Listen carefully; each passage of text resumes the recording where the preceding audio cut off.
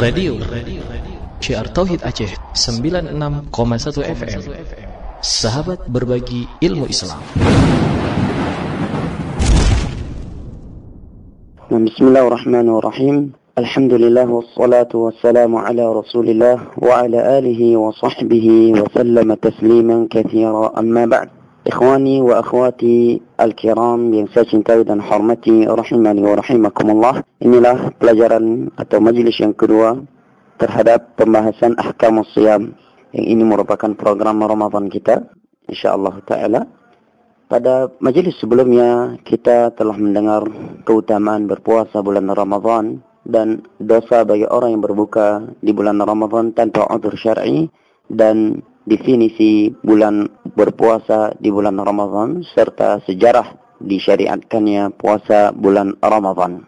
Maka dari definisi yang telah kita sebutkan telah tergambarkan bagi kita semua akan pembahasan yang akan kita bahas seputar Ahkamus Shiyam, yaitu dari definisi yang sebelumnya, yaitu menahan diri dari makan, minum dan hal-hal yang dapat membatalkan puasa semenjak terbitnya fajar shadiq hingga tenggelamnya matahari dari orang tertentu sebagai bentuk meningkatkan ubudiyah, sebagai bentuk penghambaan kepada Allah Jalla wa'ala. Maka pembahasan pada majlis kali ini adalah syarat-syarat wajibnya puasa bulan Ramadan, yaitu kepada siapa Ramadan itu wajib.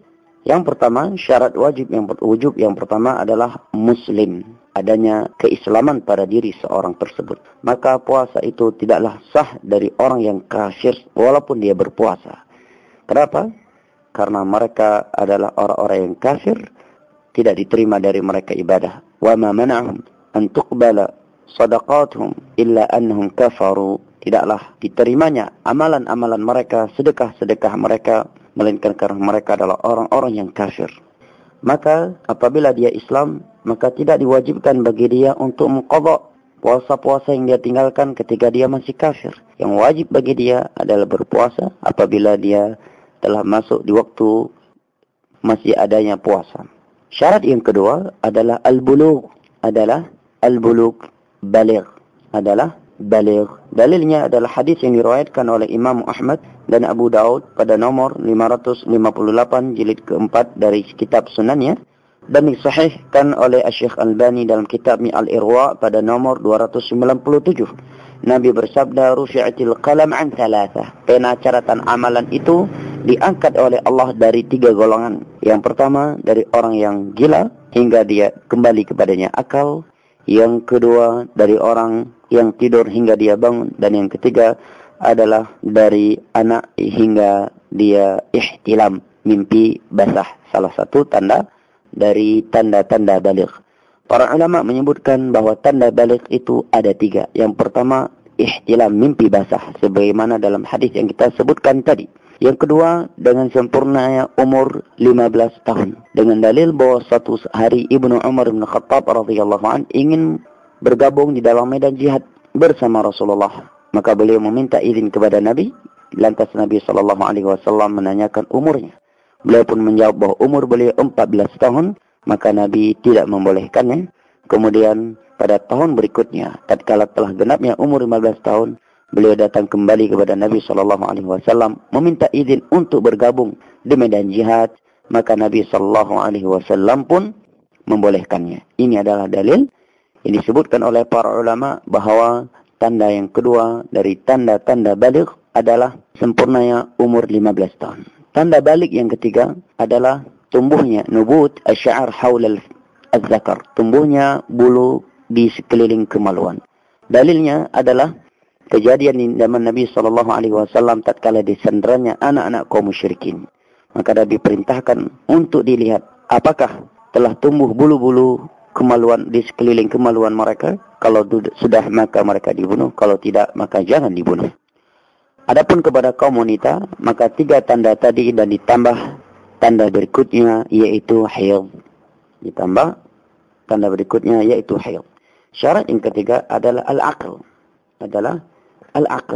Orang yang sehat, ada akal. maka tidak sah puasa bagi orang yang gila dan tidak wajib kepadanya, sebagaimana hadis yang telah kita bacakan di atas tadi.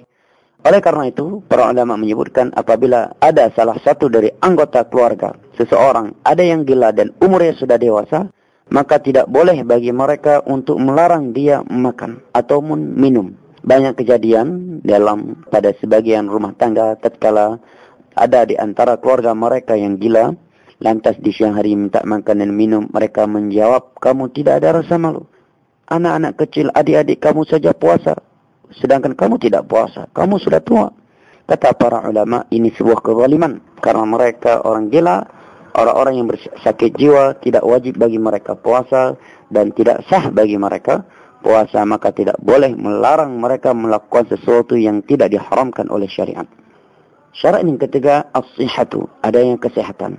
Maka barang siapa yang sakit, yang dengan sakit tersebut dia berat untuk berpuasa, walaupun mampu tetapi berat, atau dia mampu dan tidak berat akan tetapi dokter telah menyatakan kalau Anda berpuasa sehingga Anda tidak bisa makan obat, maka penyakit ini akan bertambah parah. Maka boleh bagi dia berbuka. Walaupun kalau dia berpuasa, maka sah puasanya. Dalilnya adalah firman Allah dalam surat Al-Baqarah ayat 185. Wa man kana maridan aw ala safarin fa'iddatun min ayyamin ukhra. Barang siapa yang sakit atau berada atau dia musafir, maka dia membayarnya di hari-hari kemudian. Syarat yang kelima, al-iqamah, dia adalah seorang yang muqim. Maka orang yang musafir tidak wajib bagi dia berpuasa. Tidak wajib bagi dia berpuasa walaupun ketika dia membuka, walaupun dia berpuasa, hukumnya boleh. Dalilnya adalah firman Allah dalam surat Al-Baqarah ayat 185 yang telah kita bacakan di atas tadi. Syarat yang keenam, al-khulu minal haydhi wan nifas. Al-khulu minal haydhi wan nifas. Selamat dari haid dan nifas. Maka haid dan nifas tidak wajib bagi mereka untuk berpuasa, bahkan haram bagi mereka berpuasa. Bagi mereka membuka dan mengqadha setelah bulan Ramadan. Dalilnya adalah hadis yang diriwayatkan oleh Imam Al-Bukhari nomor 304. Nabi bersabda, "Alaysa idza hadat wa lam tusalli wa lam tasum?" Bukankah wanita itu apabila haid dia tidak salat dan tidak berpuasa? Dalil yang kedua adalah hadis yang diriwayatkan oleh Imam Muslim pada nomor 335 dari Aisyah radhiyallahu anha. Beliau berkata, "Kana yusibuna dzalik fa nu'maru biqadha'i as-shaumi wa la nu'maru biqadha'i as-shalah." Dahulu kami di masa Nabi SAW dikenai haid, datang kepada haid, maka diperintahkan kepada kami untuk mengqadha puasa, namun tidak diperintahkan untuk mengqadha shaum. Dan para ulama menyebutkan bahwa nifas itu bagian dari haid. Oleh karena itu di sana didapatkan beberapa hadis Nabi SAW menyatakan kepada Aisyah, "Idza nafasti," apabila engkau nifas. Dan kita tahu sepanjang hidup Aisyah radhiyallahu anha beliau tidak pernah nifas, alias tidak pernah melakukan persalinan. Itu beberapa syarat wajibnya puasa. Artinya selain mereka maka tidak wajib kepada mereka puasa. Maka siapa saja orang-orang yang diberikan keringanan untuk berbuka? Jawabannya adalah selain orang di atas. Maka boleh bagi orang yang sakit untuk berbuka. Boleh bagi orang yang musafir untuk berbuka. Boleh bagi wanita, bahkan harus bagi seorang wanita yang haid dan nifas untuk berbuka. Sebagaimana dalil yang telah kita sebutkan di atas tadi. Kemudian pula bahwa boleh pula bagi seorang wanita yang hamil dan menyusui untuk berbuka.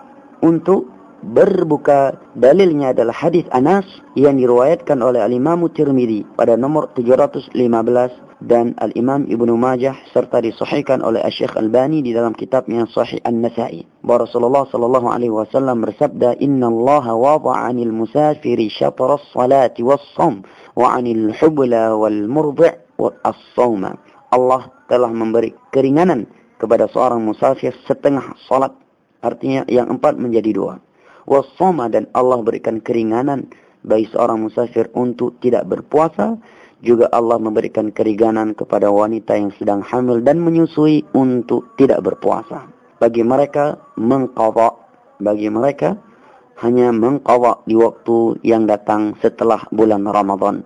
Dengan dalil Hanafi hadis tadi, sebagaimana seorang musafir yang tidak berpuasa dia mengqadha, maka demikian pula seorang wanita yang hamil dan menyusui. Karena penyebutan wanita hamil dan menyusui disebutkan oleh Nabi SAW, mereka berdua dalam penyebutan musafir, maka kata para ulama itu menunjukkan bahawa yang wajib bagi mereka adalah mengqadha, sebagaimana yang wajib bagi seorang musafir yang berbuka di bulan Ramadan adalah mengqadha. Sehingga kesimpulannya bahawa sebab bolehnya berbuka ada 4: safar, sakit, haid dan nifas. Dan nifas ditambah pula oleh sebagian para ulama adalah kekhawatiran. Ya, sebabnya ada 4: safar, sakit, haid, nifas. Yang keempat adalah kekhawatiran akan binasa atau mendatangkan mudarat yang besar. Sebagaimana yang telah kita dengar di atas tadi, bolehnya bagi seorang wanita yang hamil dan menyusui untuk berbuka, tidaklah hal itu melainkan karena kekhawatiran terjadinya mudarat yang besar.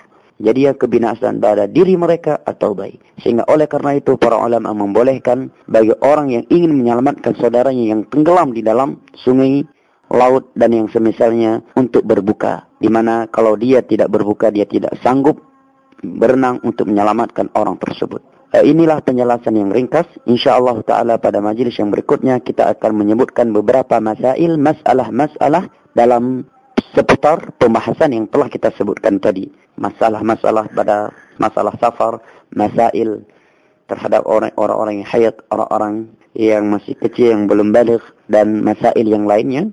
Dan insyaAllah ta'ala tentunya pembahasan kita pada grup ini tentunya adalah pembahasan yang sangat ringkas karena waktu yang sangat ringkas yang kita miliki. Semoga bermanfaat. Wabillahi taufiq wal hidayah. Wassallallahu ala nabina Muhammad wa ala alihi wa sahbihi wa sallam. Wa akhiru da'wana anil hamdulillahi rabbil alamin. Wassalamu alaikum warahmatullahi wabarakatuh. Radio Syiar Tauhid Aceh 96,1 FM. Sahabat berbagi ilmu Islam.